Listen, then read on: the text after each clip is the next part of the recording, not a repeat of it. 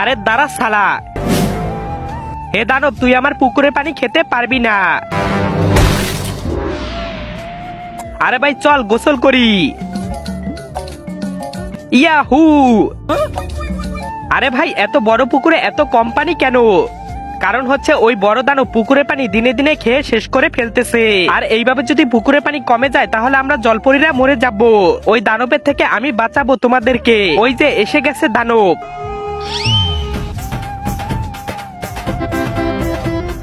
এখন তো জলপরী বেঁচে যাবে।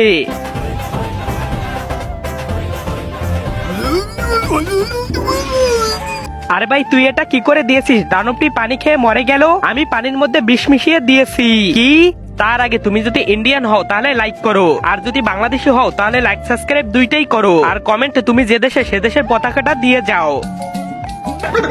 আরে শালা তুই তো দানবকে মারলি, কিন্তু যাকে বাঁচাতে চাইলি তাকেও মেরে দিলি, মানে তোর বিষে জলপরি মরে গেল। আরে বাপরে।